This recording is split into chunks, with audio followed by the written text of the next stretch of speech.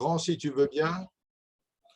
Erev Tov, shalom à toutes et à tous. On se retrouve comme toutes les 2 semaines avec Midrash Yehuda Manitou, cours d'histoire juive. Plus exactement, on est du côté de l'Orient avec Georges Spira et tu veux continuer à nous parler ce soir de la civilisation judéo-islamique.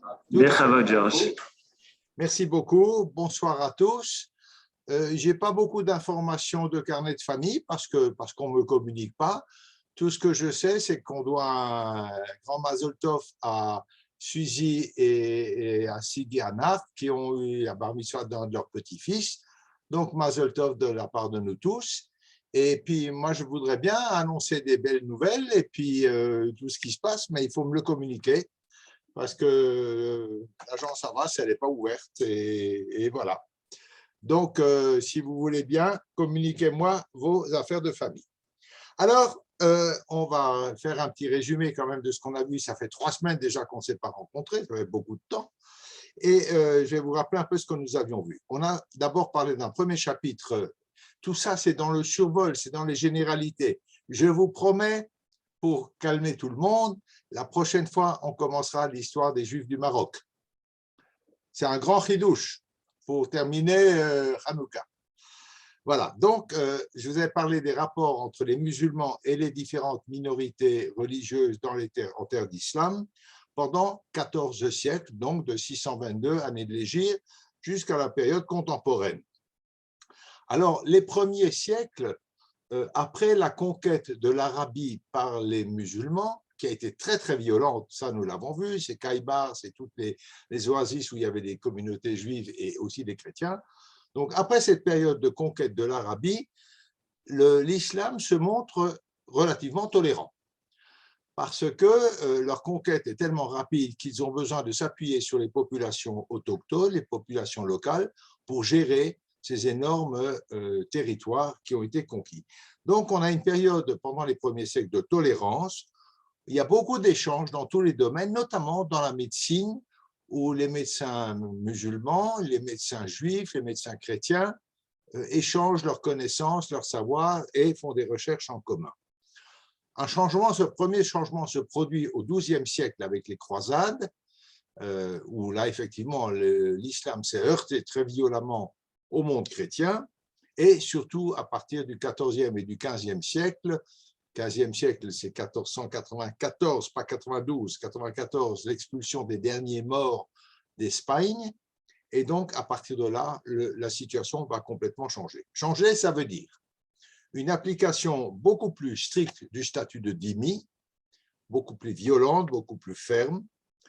Une ségrégation aussi qui est due, d'après le professeur Goitein, au passage de la société bourgeoise du monde islamique, une société basée sur les échanges commerciaux, y compris les échanges internationaux, sur le commerce, l'artisanat, tout ce qui fait la production et la richesse d'un pays. On passe de cette société bourgeoise à une société féodale. C'est d'ailleurs un phénomène qu'on a connu au début du Moyen-Âge en Europe occidentale également. Or, la société féodale ne base pas sa richesse sur les échanges commerciaux et les échanges entre populations, mais sur une imposition qui se fera de plus en plus lourde. Et évidemment, dans le cadre de cette imposition, l'imposition sur les juifs et les chrétiens, dans le cadre du statut de dhimmi, sera extrêmement forte. Troisième raison de ce durcissement, c'est l'opposition extrêmement violente entre le monde sunnite et 3 ennemis. Le premier, c'est le mouvement chiite, donc des musulmans concurrents, et notamment une secte chiite, ce n'est pas moi qui l'invente, qui s'appelle les Hachachines, d'où le nom d'assassins, qui sont une secte extrêmement violente et meurtrière. Ça, c'est leur premier ennemi. Deuxième ennemi, c'est les invasions des tribus mongoles païennes au XIIIe siècle, qui vont déferler sur l'Orient. Ensuite, ils vont se convertir, c'est une autre affaire dont nous parlerons plus tard. Mais donc, opposition à une invasion mongole. Et troisième problème, c'est la lutte contre les chrétiens, suite notamment aux croisades. La guerre est ouverte avec le monde chrétien. Et pour les musulmans, chrétiens ou juifs, ça se met dans le même sac. Et donc, bien qu'on ne soit pas en opposition avec le monde islamique, on subit les conséquences de ces différentes guerres. Alors, il y a un historien qui s'appelle Al-Jahiz, et je vous ai lu son texte, qui explique dans un texte la différence de traitement entre les Juifs et les chrétiens par rapport à l'islam, notamment du fait que les chrétiens occupent des fonctions relativement nobles, entre guillemets, nobles pour les chrétiens ou pour les Juifs, absolument détestables pour les musulmans, parce que s'occuper d'argent, s'occuper de métaux précieux, c'est indigne de l'islam. Donc, les chrétiens sont dans ces professions-là, alors que les juifs sont dans des professions plus dégradées. Tanneurs, teinturiers, puisatiers, donc des métiers extrêmement dégradants. Et s'ils sont dans des professions dégradantes, c'est que donc leur statut est inférieur, ils ne méritent pas aucune considération de la part des musulmans. Au XVIIIe, XIXe siècle, vous voyez qu'on va très vite en histoire, mais rassurez-vous, on approfondira tout ça. XVIIIe, XIXe siècle, il y a un renversement très important. Les nations occidentales, chrétiennes, prennent pied dans le monde musulman, sous forme de conquête, sous forme de protectorat, sous forme de domination quelle qu'elle soit, et rendent la situation des non-musulmans très difficile, parce que les Européens et les minorités religieuses locales, soit chrétiens, soit juifs, soit sabéens, soit mazdéens, il y a toutes sortes de minorités. Donc les Européens et ces minorités constituent la nouvelle bourgeoisie de ces pays musulmans. Donc effectivement, les musulmans chez eux sont en situation déficitaire et ça passe pas très bien.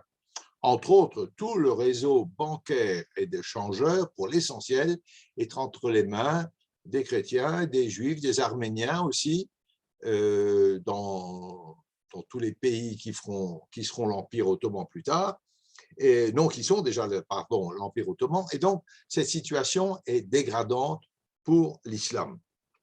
Voilà. Cette nouvelle bourgeoisie assoit son pouvoir et en pire que ça encore, le statut de dhimmi, qui est fondamental, qui est essentiel au fonctionnement de l'islam. Il y a des choses essentielles, le statut de dhimmi, la jizya, le khadja, l'impôt foncier. Ce statut de dhimmi est malmené au début et finalement finira par être annulé. Alors évidemment, c'est très, très difficile parce que tout le monde musulman est basé sur ces critères absolus intangibles que sont les relations avec les minorités. C'est la fin de la dhimmitude. Ce sont les idées progressistes du XIXe siècle qui pénètrent le monde musulman, qui prennent racine, et tout ça débouchera en 1856 par le grand firman ottoman. Le firman, c'est un décret de loi qui affirme « tous les sujets de l'Empire ottoman sont égaux en droit et en devoir ». Donc c'est un renversement total des traditions musulmanes qui prévalaient depuis 13 siècles environ. Voilà, alors les protectorats sont établis, les musulmans sont meurtris par l'abandon du système du dhimmi. C'est une claque, c'est une vexation profonde. C'est quelque chose qu'ils ne peuvent pas concevoir parce qu'on est en train de détruire leur système de valeurs, leur système de pensée, leur tradition culturelle et traditionnelle. Voilà, alors ça ne se passe pas très bien évidemment et les musulmans vont réagir. Et c'est là que nous avons commencé à aborder la tradition judéo-islamique. Alors, tradition, c'est un grand mot, mais on va revenir sur ce que nous avions vu. Très longtemps, les Juifs dans les États musulmans étaient beaucoup plus nombreux que les Juifs en terre chrétienne. Alors, ils sont plus nombreux, ils sont plus cultivés, ils ont beaucoup plus de savoir en Torah, et donc le monde juif des terres musulmanes va imprimer le savoir de toutes les communautés dans le monde. Ça va durer très, très longtemps. Puis, à la fin du Moyen-Âge, la situation s'inverse. Et les Juifs, le judaïsme en terre chrétienne devient prépondérant, beaucoup plus nombreux. au point que je vous avais donné les chiffres au début du XXe siècle, on a environ 12 à 13 millions de juifs en terre chrétienne ou occidentale, on comprend également les États-Unis, alors qu'il y a 1,5 million de juifs en terre d'islam. Et le rapport, c'est presque de 1 à 10, c'est considérable. Donc, c'est une population qui ne s'est pas développée. Pour le moins, pas développée quand elle n'a pas émigré. Il y a eu de l'émigration, il y a eu beaucoup de raisons. Toujours est-il que le rapport numérique, démographique, évidemment aussi intellectuel, parce que si vous avez une plus grande population, il y a une plus grande opportunité de trouver des Talmidei Chachamim, des savants, etc. Donc, la situation est inversée. Mais ne pas oublier qu'après Israël, on a eu Babel, la Babylonie, puis on a eu l'Espagne, qui ont été les foyers de pensée, de réflexion, de production littéraire, de production intellectuelle de tout le monde juif et qui ont communiqué leur savoir vers le monde ashkénaze ou le monde juif de terre occidentale. Bien. En 1833, Abraham Geiger, je vous ai expliqué, c'est un des chefs de file, un des penseurs du mouvement réformé, un rabbin, un homme brillant, a écrit un livre, Was hat Islam aus dem Judentum aufgenommen? Quels sont les emprunts de l'islam au judaïsme? Et ce livre n'intéresse absolument pas les musulmans, mais il intéresse énormément les chrétiens. Et il travaille beaucoup là-dessus, pour la bonne raison que si l'islam est influencé par le judaïsme, c'est donc que sa filiation est directe et nous n'avons rien à voir avec le monde islamique. Aujourd'hui, période contemporaine, le livre de Geiger est repris en main parce qu'il permet à des polémistes anti-musulmans de mettre dans une même plume, dans le même sac, le judaïsme et l'islam, puisque l'islam est fille du judaïsme. Voilà, donc c'est un livre dont on se resserre aujourd'hui, de façon contemporaine, pour discréditer l'islam et par ricochet également le judaïsme. Alors pour l'islam, le livre de Geiger n'est pas intéressant parce que eux, ils n'ont pas de problème avec les apports juifs au Coran. Pourquoi? Parce que le Coran est un livre incréé. Et donc, en toute logique, les musulmans disent Dieu, qui a rédigé, qui a écrit le Coran, ne peut pas se faire des emprunts à lui-même. C'est rigoureux comme raisonnement. Donc, ce que raconte Geiger ne nous intéresse pas. Et s'il y a des éléments d'origine juive qui sont importés dans l'islam, ils sont soit rejetés, ou alors, s'ils sont acceptés, c'est qu'ils ne sont pas d'origine juive, mais d'origine divine. Et donc, voilà, il y a une gymnastique intellectuelle qui permet à l'islam de dire nous n'avons pas d'héritage du judaïsme. Mais seulement, ça pose parfois des questions. Et nous avons vu qu'une des questions soulevées par apport du judaïsme ou non est la question de Jérusalem. Jérusalem, pendant pas mal de temps, quelques décades, l'islam s'est posé la question de savoir est-ce que Jérusalem est une ville sainte pour l'islam ou non. Et au départ, et c'est toujours le cas, la première ville sainte, c'est la Mecque, c'est Médine, et aujourd'hui, tout le monde accepte dans le monde musulman que Jérusalem est une ville sainte, on l'accepte plus d'ailleurs pour des raisons politiques que théologiques, mais ça n'arrive qu'en troisième rang. Et il y a eu question, il y a eu doute sur la sainteté de Jérusalem dans l'islam. D'ailleurs, le Coran ne cite pas une seule fois Jérusalem, alors que je n'ai pas besoin de vous dire combien de fois on cite Jérusalem dans nos textes saints. Et donc, voilà. C'est le genre de problème qui se pose. Plus souriant, la fin de la journée de jeûne du Ramadan est définie par le moment où on ne peut plus distinguer entre le noir et le bleu, je crois, d'un fil. C'est directement inspiré de notre tradition où la fin de Kippour se termine quand on ne peut plus distinguer un fil noir d'un fil blanc.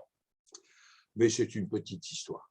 Alors, dans les textes de l'islam, il y a pas mal de références anti-juives. Je dis bien anti-juives et pas antisémites parce que sinon il y a confusion. Les musulmans sont des sémites, comme nous. Donc on parle bien d'anti-judaïsme et clairement, les passages anti-juifs sont des emprunts à des chrétiens convertis à l'islam qui ont apporté avec leur conversion leur bagage anti-juif traditionnel. Voilà. Alors, il y a parfois des exceptions, comme par exemple un théologien qui s'appelle Al-Baqillani, qui écrit au Xe siècle un texte où il présente le judaïsme en termes extrêmement courtois, polis, respectueux et admiratifs à certains moments. Voilà, nous en étions là. Et puis, si vous voulez bien, on continue. Alors, il y a des pamphlets aussi qui sont très violemment anti-juifs. Par exemple, Ibn Hazm. Voilà, monsieur Ibn Hazm, je vous le présente. Au tournant du XIe siècle, Ibn Hazm, c'est un érudit, c'est un spécialiste des hérésies, très, très anti-juif. Très. Alors, il a écrit un magnifique livre sur l'amour courtois, très beau livre, très poétique, mais en parallèle, il a écrit un traité des religions dans lequel il y a un chapitre très important, extrêmement anti-juif et très violent. Alors, il y a quand même une raison à son texte. Son pamphlet est destiné à contrer un autre pamphlet rédigé par Ibn Nagrela, Samuel Ibn Nagrela en Espagne,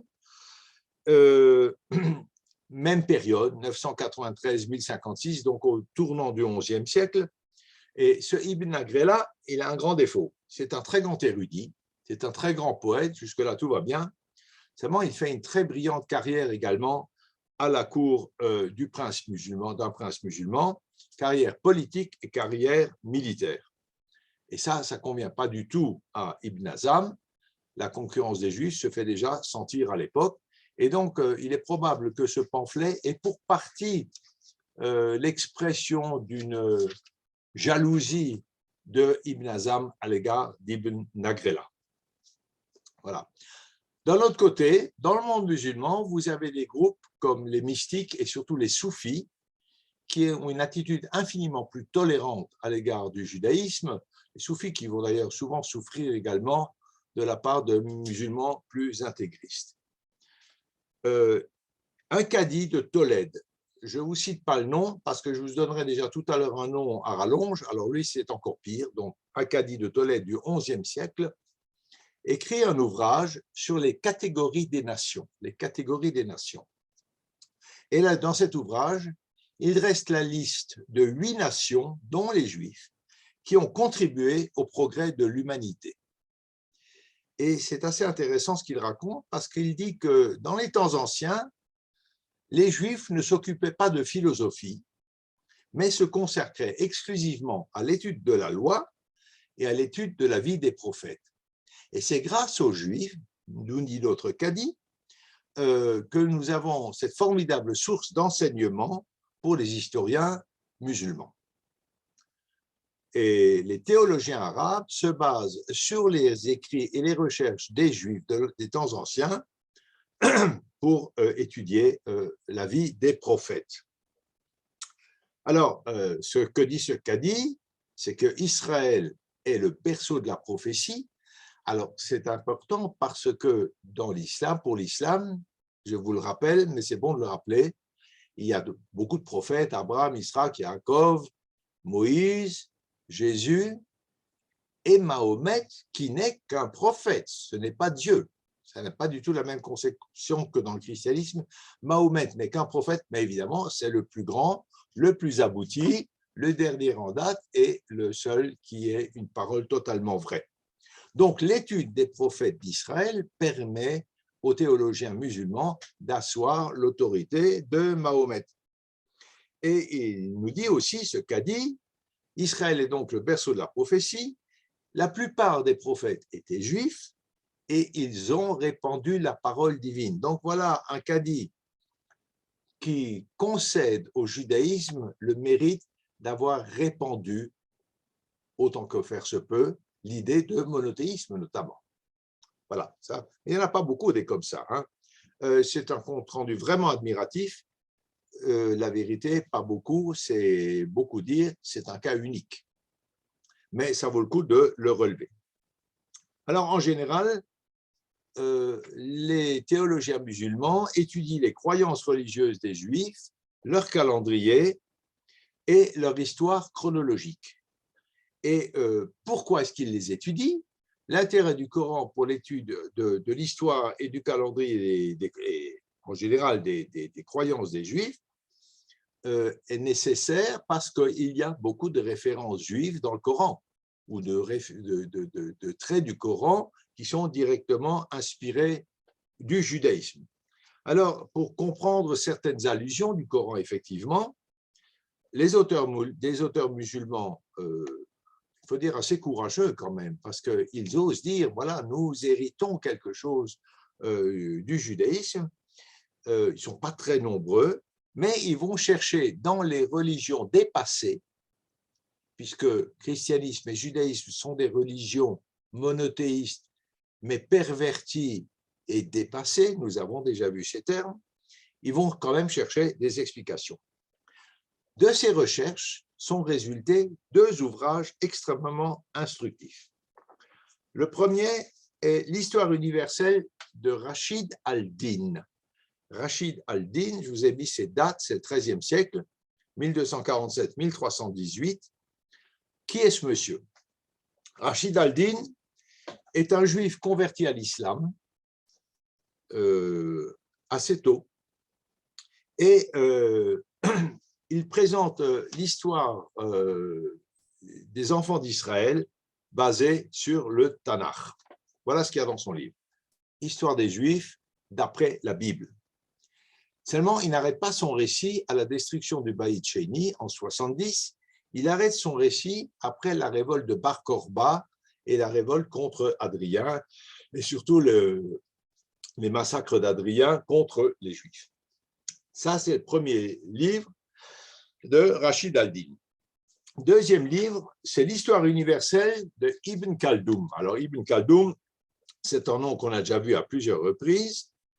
C'est date 1332-1406, donc au tournant du XVe siècle. C'est un historien musulman. Ce n'est pas un juif converti, mais c'est un musulman de naissance. Il présente également une histoire juive inspirée d'un livre dont nous avons parlé il y a très, très longtemps, qui s'appelle, c'est un livre qui a été traduit par un juif yéménite en hébreu et qui s'appelle le Yosipon.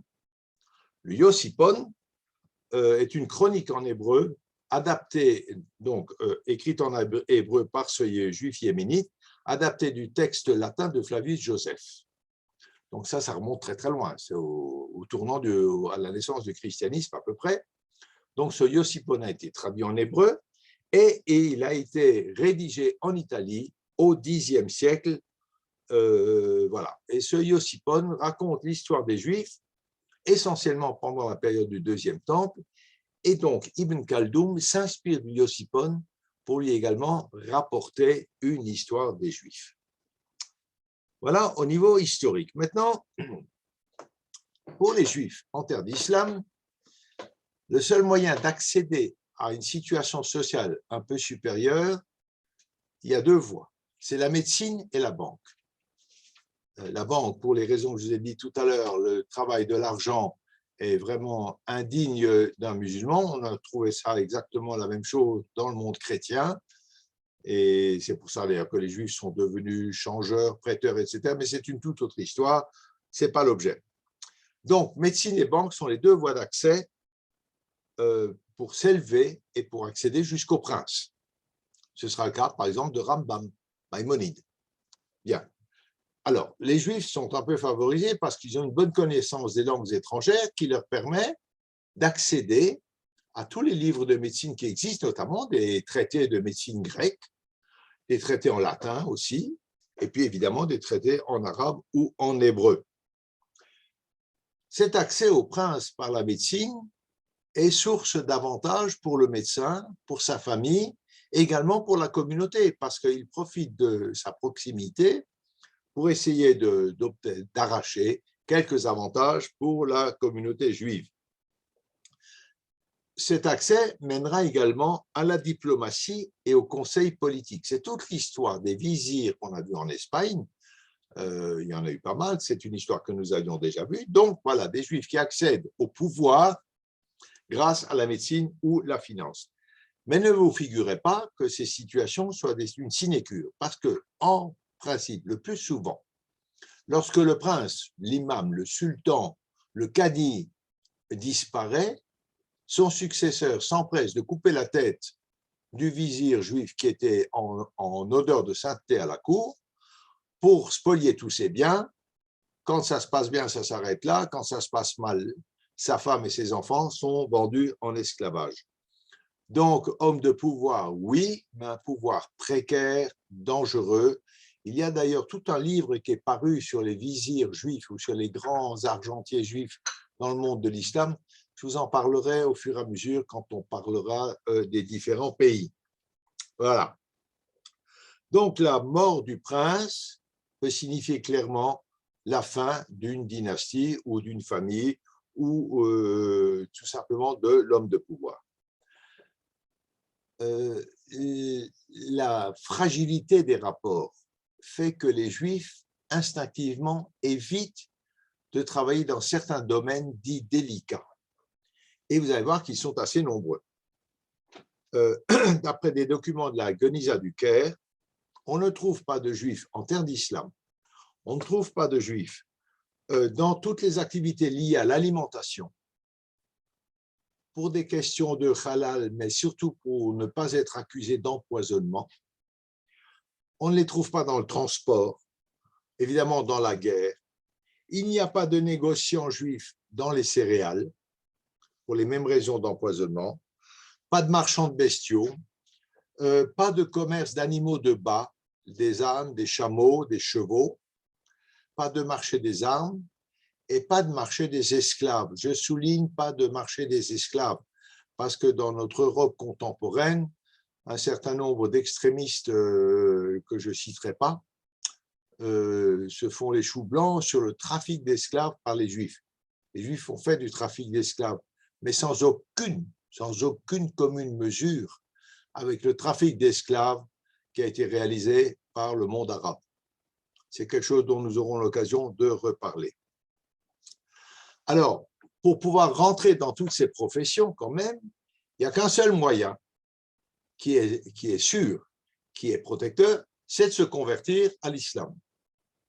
Et au cours des siècles, beaucoup de Juifs se sont convertis à l'islam pour différentes raisons. Et on n'a pas beaucoup de documents juifs là-dessus, pour la bonne raison qu'un Juif qui se convertit à l'islam, ce n'est pas franchement un motif de gloire ou de prétention. Donc, on tait assez souvent ces conversions.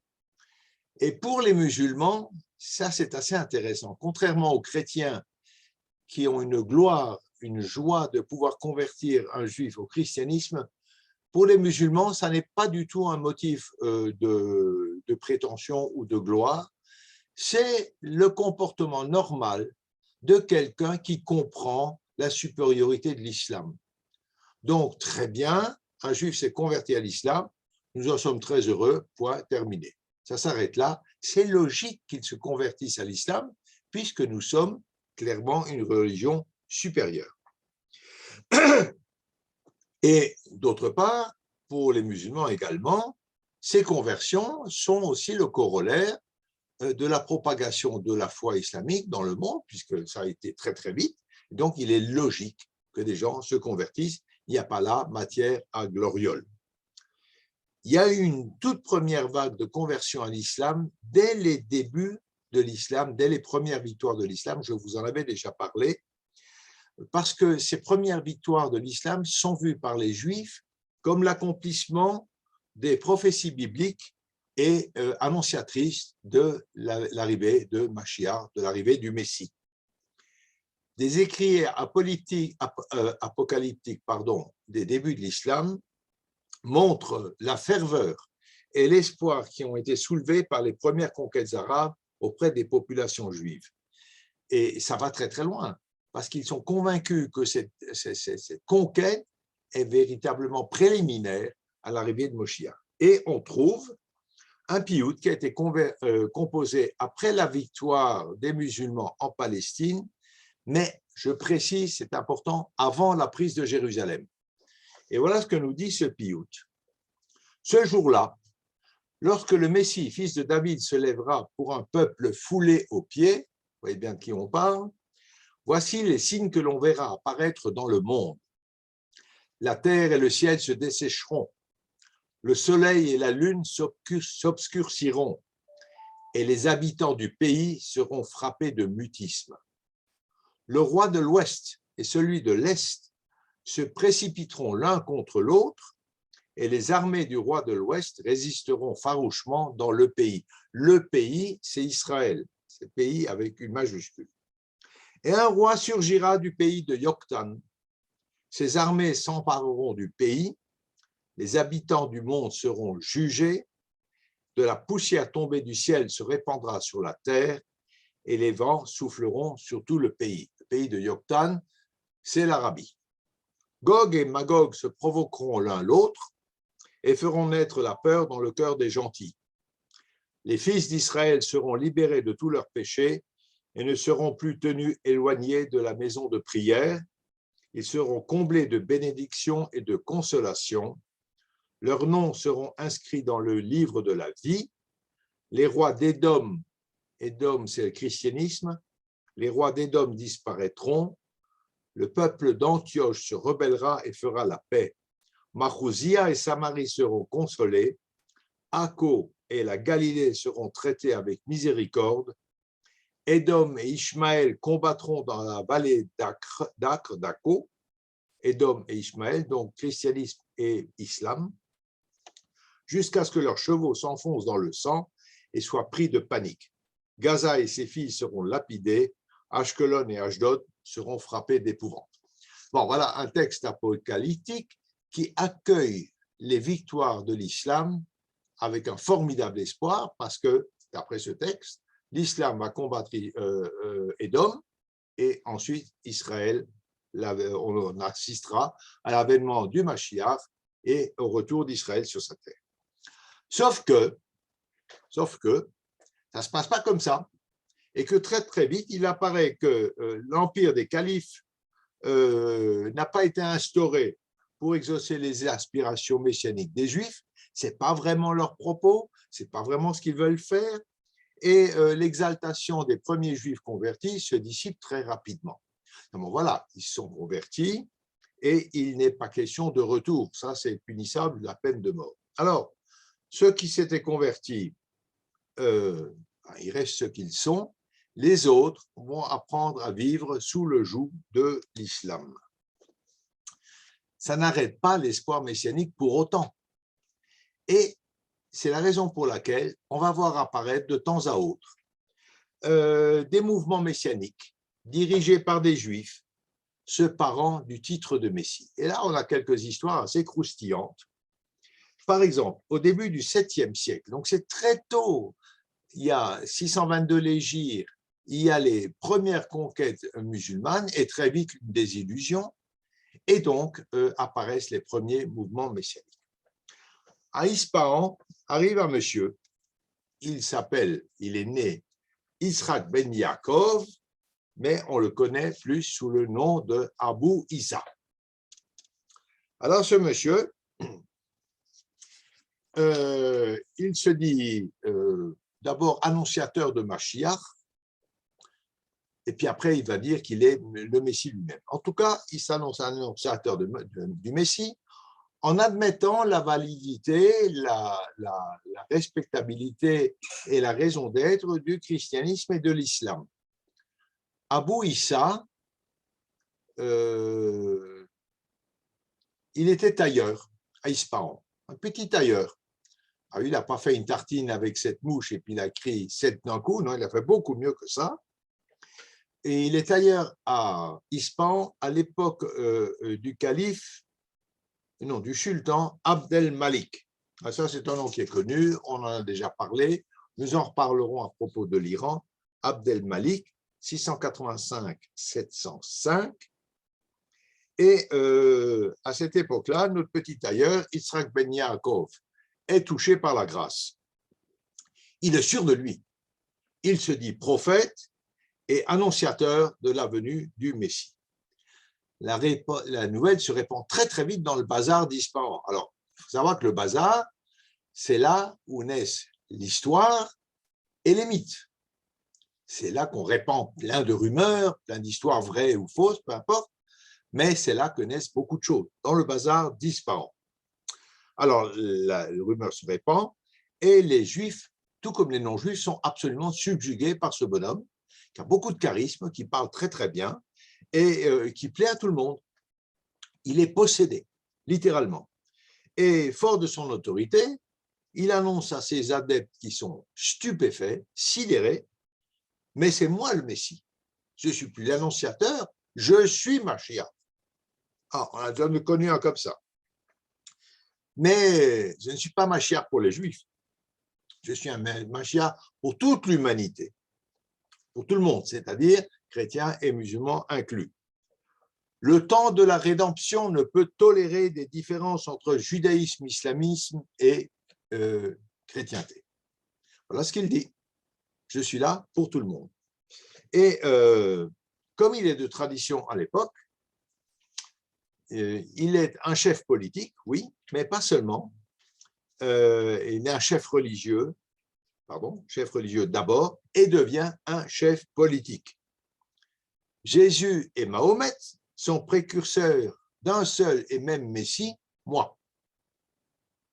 C'est un homme très modeste, comme vous voyez, et il établit un dogme, une religion, si vous voulez, qui sera commune. Il s'agit d'un syncrétisme entre les trois religions, islam, christianisme et judaïsme, et qui veut rallier à sa personne, c'est intelligent, un maximum d'adeptes des trois religions. Il se trouve à la tête d'une secte et il légifère. Par exemple, il interdit le divorce, il impose de prier 7 fois par jour, et il ne perd pas de vue quand même qu'il est juif à l'origine. Et il lève une armée pour libérer le peuple juif de l'oppression. Alors, où? Eh bien, son objectif, c'est la Palestine. Voilà l'idée. Il n'oublie pas ses origines. Alors, ses soldats sont fanatisés et ils vont courir à leur perte. Lui-même est tué au combat contre Abdel Malik. Son armée est défaite à la bataille de Rayi en 705. Terminé pour ce messianisme de Abou Issa. Mais de cette épopée, il reste quand même une espérance qui a été déçue. Et on assiste à la naissance d'une secte syncrétique qui s'appelle les Issaouistes. Ils ne vont pas durer très longtemps, ils survivront à peu près 2 siècles, 3 siècles, et on pense, mais on n'a pas de documents, on pense qu'ils ont rejoint les Karaïtes au début du 9e siècle. Voilà, l'épisode des Issaouistes. Au 10e siècle, un auteur karaïte dont je vous ai déjà parlé quand on a parlé des Karaïtes, qui s'appelle Kirkizani, personnage très important dans le monde karaïte, Kirkizani. Voilà. Alors ce monsieur, il vient d'Irak et il compare la geste d'Abou Issa à celle des chiites en attente du Mahdi. Avec les chiites, la différence avec les sunnites, essentiellement, c'est l'attente du retour du Mahdi, du prophète. Donc ça, c'est un des fondements du chiisme, et beaucoup d'autres choses. Et voilà, donc Kirkizani, qui est un karaïte, les karaïtes, je vous rappelle, sont des juifs qui rejettent le Talmud, donc ils n'ont pas été reconnus comme juifs. En fait, c'est une histoire compliquée, mais il ne leur faudrait pas beaucoup pour devenir juifs. Il y a entre autres une synagogue karaïte à Jérusalem. En tout cas, il dit que voilà, Abou Issa est proche de cette idée d'un retour du Mahdi. Et puis, il y a des héritiers du maître. Il y avait les Issaouistes, mais ça continue. Son histoire continue en filigrane comme ça. Les héritiers s'appellent les hispanistes et ils pensent que leur maître, Moshiach, reviendra. C'est alors qu'il y a un petit malin qui arrive sur le marché. Il s'appelle Yudgan. Yudgan, comme son nom l'indique, il est juif d'origine. Yudgan. Alors lui, c'est un petit malin, parce qu'il dit qu'il est la réincarnation de Abu Issa. Il s'appelle Yudgan et on l'appelle Yudgan le juif. Et lui, il vient et il abolit les fêtes juives, il abolit Shabbat, en disant qu'on ne peut fêter les fêtes juives que dans le cadre de la souveraineté nationale et de l'existence du Beth Amikdash, du temple. Donc voilà un soi-disant messie très sioniste, bien avant l'heure, vous voyez. Donc voilà, mais ça simplifie les choses, plus de fêtes, plus rien, plus de Shabbat, donc il peut ratisser très large. Alors lui aussi, il reconnaît quand même Jésus et Mahomet comme des prophètes. Et c'est assez intéressant, c'est sur ce même fond d'espoir social qu'on a en Arabie au début de l'islam, de justice et de piété, que va naître ensuite le mouvement karaïte, mais ceci beaucoup plus tard. Cela dit, le mouvement karaïte naît sur ce fond, avec aussi un problème de famille entre Hanan ben David, le fondateur du karaïsme, et son frère qui avait été nommé Rej Galouta, alors que lui, Hanan ben David, était l'aîné. Donc, il y a une histoire de famille qui se termine mal, parce que le karaïsme a été un mouvement extrêmement important. On a craint une hérésie fondamentale au début. Il a été très violemment combattu par Saadia Gaon, qui était vraiment un des Gaons de Bavel. Et le karaïsme a survécu jusqu'à aujourd'hui. Ils ont été à un moment donné quelques millions d'adeptes. Maintenant, ils sont très, très peu nombreux. Mais bon, c'est toute une histoire que je vous ai déjà racontée. On ne revient pas dessus. Voilà. Alors, avec le temps, ces mouvements soi-disant messianiques se raréfient quand même. Mais par la suite, il y aura quand même des conversions. Alors, il y a des conversions sous la contrainte, à cause de la répression. Il y aura des conversions de masse ou par intérêt individuel. Il arrivait qu'au mépris du Coran, qui interdit les conversions obligées, forcées, ce sont des cas assez rares, mais qui ont existé quand même, qui ne sont pas négligeables du tout. Un prince décrète l'islamisation forcée des Juifs, et donc pas le choix, on est obligé de se convertir, dans le meilleur des cas, ou de fuir, dans le pire des cas, où c'était la mort.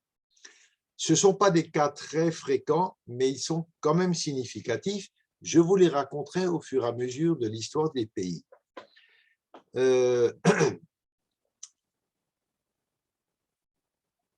Voilà, maintenant, ça c'est les conversions de masse, les conversions forcées. Il y a des Juifs qui sont soumis à une humiliation tellement insupportable, essentiellement en Iran et en Afrique du Nord, qui voyaient dans la conversion la seule issue possible à leur situation. C'est le seul moyen de s'en sortir.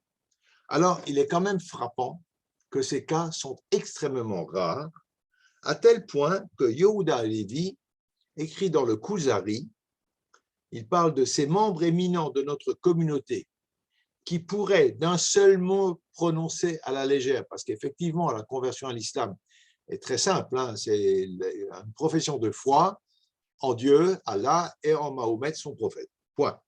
Surtout quand on est juif, on a déjà eu la Mila, donc il n'y a pas de problème. Qui pourraient d'un seul mot prononcer à la légère, échapper à leurs conditions dégradantes, devenir des hommes libres et se retourner contre leurs oppresseurs, mais qui ne le font pas par fidélité à leur foi. Voilà ce qu'écrit Yehuda Halevi dans le Kuzari.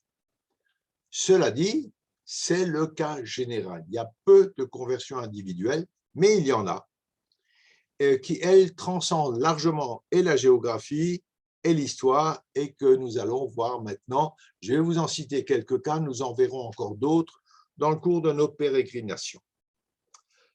Le nouveau musulman converti, donc le juif converti, s'appelle Moutadi. Moutadi, c'est celui qui a trouvé son chemin, qui a trouvé le chemin de la vérité. Bien. pour les Juifs, évidemment, c'est un renégat, c'est clair. Et on lui trouve beaucoup de motifs bien moins avouables que d'avoir trouvé la voie, le chemin droit. Quelques exemples que je vais vous citer. Le premier d'entre eux s'appelle Ibn Kamuna. Ibn Kamuna, au XIIIe siècle. C'est un philosophe juif, brillant. Alors, lui, il n'est pas converti. Lui, il dresse la liste des motifs non religieux qui poussent des juifs à embrasser l'islam. Philosophe juif du XIIIe siècle. Alors, voilà la liste. Le juif qui se convertit est mu par la peur ou par l'ambition. Nous avons vu ça. Il a une grosse dette due au trésor. Et effectivement, la conversion à l'islam annulait les dettes. Il veut échapper au statut d'opprimé, de dhimmi. Bien, ça c'est facile à comprendre. Il est condamné à la prison. Et donc là aussi, la conversion est un moyen d'éviter la prison. Et puis, il y a un cas qui n'est pas si rare que ça, qui est même le cas le plus fréquent de conversion. Il est amoureux d'une musulmane. Ah, ça arrive, ce sont des choses qui arrivent. Voilà. Et je vais vous expliquer comment que ça fonctionne, ça, après. Alors, la crainte des persécutions a provoqué des conversions, nous l'avons vu. L'ambition est sans conteste un des motifs essentiels de conversion pour mener à terme une brillante carrière. Ces brillantes carrières sont bloquées à un certain moment par la non-appartenance à l'islam. Donc, pour monter, il n'y a pas le choix, il faut se convertir à l'islam. On avait exactement le même phénomène au début du XXe siècle en Allemagne, où pas mal de juifs se sont convertis au christianisme parce que c'était la condition sine qua non pour être prof de fac. C'est la même chose, exactement la même chose. Donc, pour mener à terme cette carrière, pour la faire progresser, il n'y a pas d'autre choix que la conversion. Parfois aussi, on va se convertir simplement pour se maintenir dans cette situation. On est arrivé très haut, il y a des protestations à la cour du calife ou du prince, etc. Et donc, pour se maintenir en situation, on se convertit. Il y a aussi des conversions pour échapper à une décision de justice. Et ça, c'était une pratique assez courante. C'est un moyen d'échapper tout simplement à la prison. Quant au mariage, ce que je vous ai dit avant, c'est le cas le plus fréquent dans les sociétés médiévales et plus modernes. Selon l'islam, un musulman peut épouser une chrétienne ou une juive sans que celle-ci soit obligée de se convertir. Par contre, les enfants doivent être musulmans. Ça, c'est un côté. Mais un juif ou un chrétien ne peut pas épouser une musulmane. C'est un cas de condamnation à mort. Donc, quand on était amoureux, il est arrivé assez fréquemment qu'on se convertisse pour pouvoir épouser l'élu de notre cœur. Et je vais vous citer maintenant quelques cas assez représentatifs de ces conversions. Le premier, c'est un monsieur dont je vous ai déjà parlé. Je ne sais pas si vous vous en souvenez, Ka'b el-Ahbar. C'était le compagnon du calife Omar. Et ce Ka'b el-Ahbar s'est converti en 638. Il est arrivé à Médine en 636, donc c'est très tôt dans l'histoire de l'islam, vous voyez, et il accompagnera Omar Ier lors de la conquête de Jérusalem.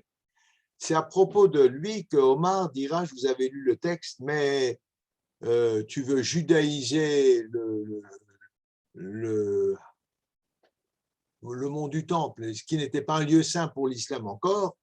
Et alors Omar lui dit, mais non, pas du tout. Mais tu t'es déchaussé. Mais non, je veux juste toucher les pierres du pied. Oui, tu veux mettre le judaïsme dans l'islam. Mais ils étaient très liés, très amis. Alors, je vous avais lu ce débat entre les deux. Ka'b, on pense, ce n'est pas avéré, viendrait de Akiba et Ahbar de Khaver, donc un titre honorifique qu'on donnait à des étudiants de yeshivot en Palestine. Mais ce n'est pas tout à fait avéré, c'est une possibilité. Toujours est-il que ce monsieur se convertit à l'islam. Les auteurs juifs l'ignorent, pour cause. Par contre, la littérature musulmane lui accorde une place de choix comme rapporteur des traditions.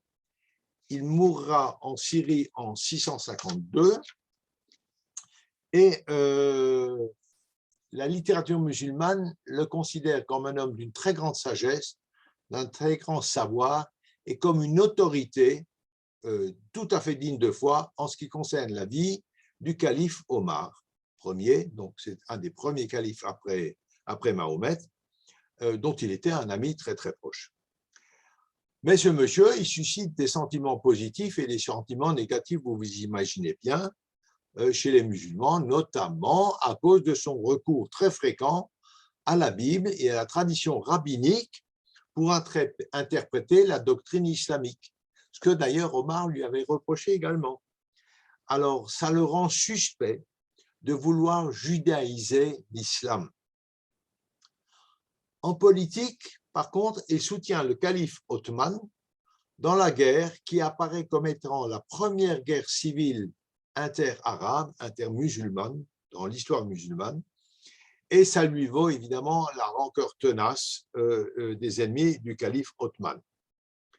Alors, avec le temps, on a essayé de faire passer l'idée qu'Al-Anbar s'est converti à l'islam pour saper l'islam de l'intérieur.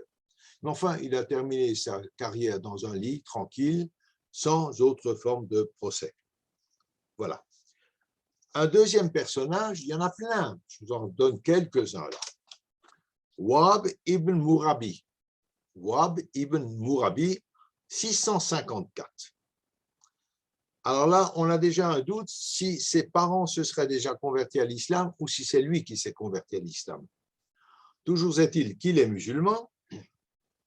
C'est une autorité en matière de judaïsme et de christianisme, donc de théologie, et il a écrit un ouvrage. Il mène une vie très pieuse, là il n'y a pas de problème, ce qui n'empêche pas d'avoir des problèmes avec le gouverneur du Yémen. Et il finira par mourir en 728 ou 732, on n'est pas tout à fait sûr de la date, suite aux coups de fouet qui ont été administrés sur ordre du gouverneur.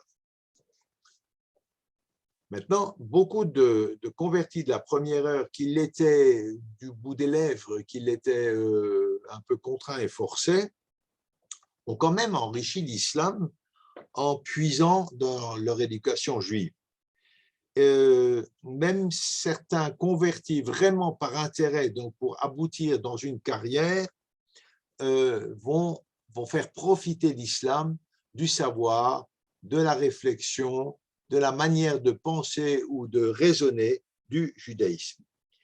Et ainsi, on a un personnage qui s'appelle Yaqub ibn Kilis. Yaqub ibn Kilis, son époque, il est né en 930 à Bagdad et il s'installera ensuite en Palestine et plus tard en Égypte. Il est dans l'administration, il accède à de très hautes fonctions sous le gouvernement de Kafur. Je ne vous ai pas noté le nom parce que je vais vous remplir la tête avec ça. Mais il est bloqué.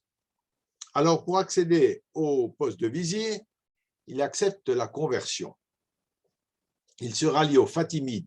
Je rappelle que les Fatimides, non, je ne vous l'ai pas encore rappelé, les Fatimides sont une branche de l'islam assez extrémiste. Il se rallie aux Fatimides, à leur doctrine, et il se réfugiera en Afrique du Nord pour entrer au service du calife fatimide Al-Mouiz en 960. Il revient avec Al-Mouiz en Égypte, où il est chargé des finances de l'État. Et il parvient au fait de sa carrière, au sommet de sa carrière, à l'époque du calife Al-Aziz, à la fin du Xe siècle, en 975-996. Donc, fin du Xe siècle. Les historiens arabes ne tarissent pas d'éloges sur lui, le voient comme un spécialiste de la jurisprudence ismaélienne et comme quelqu'un qui a fait considérablement progresser la réflexion de l'islam. Mais on lui reproche quand même de favoriser ses anciens coreligionnaires, les Juifs. Et c'est une accusation qui est assez fréquente contre d'anciens dhimmis convertis à l'islam. Nous verrons cette chose-là la prochaine fois. Un exemple, ça c'est maintenant un exemple de conversion pour aboutir dans sa carrière. Mais vous voyez que c'est jamais un long fleuve tranquille, puisque même là, au sommet de la hiérarchie, on lui reprochera son passé, son attitude, disons, philosémite. Voilà, alors je vais encore vous parler d'un personnage. Alors voilà un nom que la semaine prochaine, je vais vous interroger pour savoir si vous l'avez retenu. Il est très court. Aboul Barakati Batala ibn Malka al-Baghdadi. Voilà, c'est un peu compliqué, qu'on appelle aussi Awad al-Zaman. Awad al-Zaman. C'est date 1077-1164. Nous sommes donc au 11e et 12e siècle. Il est né à Mossoul, donc en Babylonie, en Irak. Il est célèbre grâce à la médecine et il entre au service des califes abbassides à Bagdad. Abbasside, c'est un islam modéré, je ne sais pas si ça existe, mais tout à fait acceptable, pas extrémiste. Voilà. Cela dit, il a un rapport très difficile avec les princes et ses rivaux à la cour du calife. Évidemment, la concurrence, ce n'est pas très agréable. Et l'opposition sera telle qu'à la fin de sa vie, il va se convertir pour échapper à toutes ces suspicions. Et ça ne va pas tellement lui profiter. Entre autres, il craint des représailles suite au décès d'une des épouses du calife qu'il a soignée et il n'a pas pu la sauver. C'est des choses qui pouvaient arriver. Et il a peur de représailles de la part du calife. Alors, ça, c'est un côté. Et puis d'autres disent qu'il s'est converti parce qu'il a été fait prisonnier au cours d'une bataille entre le calife et un sultan.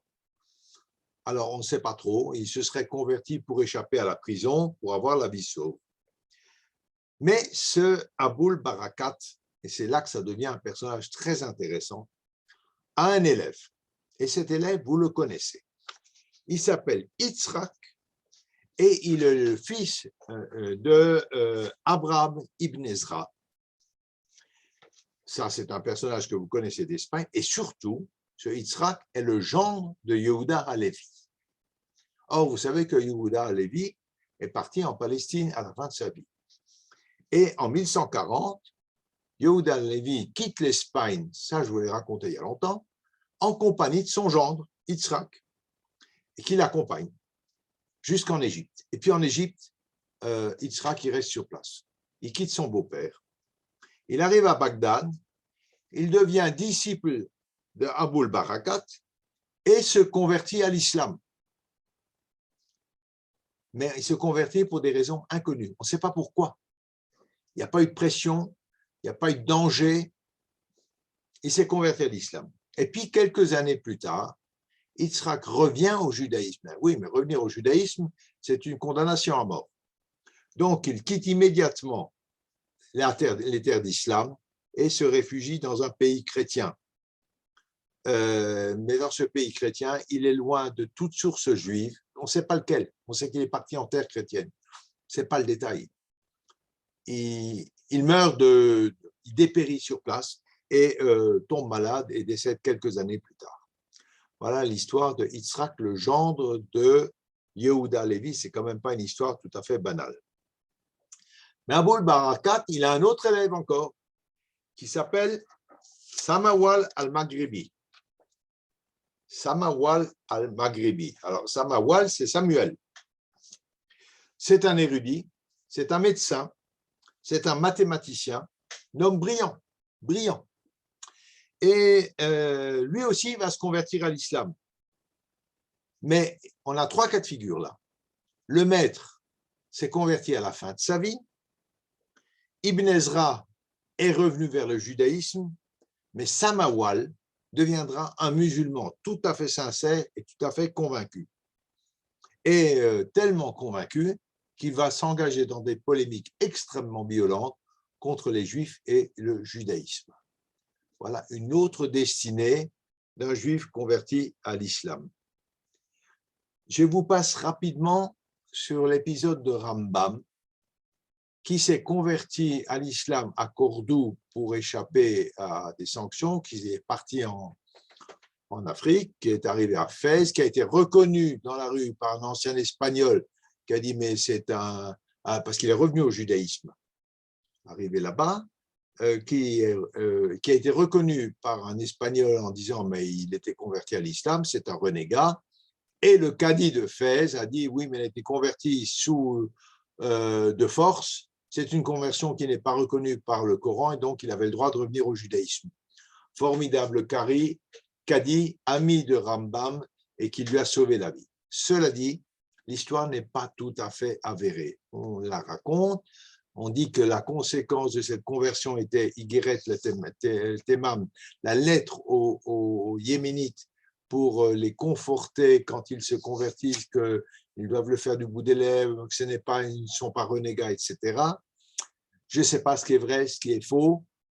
L'histoire est celle qu'on raconte la plus couramment. D'autres disent qu'il a simplement quitté Cordoue déguisé en arabe pour ne pas être reconnu sans avoir jamais été converti. Et je ne peux pas trancher l'affaire. Ce n'est pas très important d'ailleurs. L'essentiel, c'est Rambam qui il est, vous le savez mieux que moi. Et il est resté un juif totalement intègre, fidèle et au judaïsme. Voilà. Je voudrais... Oui. Non, j'ai encore plusieurs cas, donc je crois que je vais m'arrêter là, parce que mon heure, elle est passée, sinon je vais vous fatiguer. La prochaine fois, on va terminer cette affaire-là, les généralités, et promis, on commencera l'histoire du Maroc. Voilà pour ce soir. Si vous avez des questions. Merci beaucoup. Toda Rabba Georges, c'est le moment, vous pouvez ouvrir vos micros, chers amis.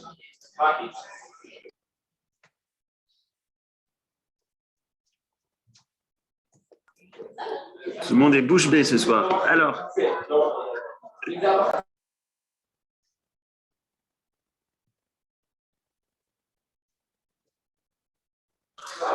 Eh ben, ils attendent impatiemment l'histoire des Juifs du Maroc. Merci beaucoup, Georges. Peut-être moins impatient quand j'ai commencé à la raconter, parce qu'elle n'est pas terrible. Hein. C'est bien, il va y avoir de l'ambiance. Il va y avoir de l'ambiance, oui. Et notamment quand on compare ce qui se passe aujourd'hui, notamment en France. Mais bon, c'est pour la prochaine fois.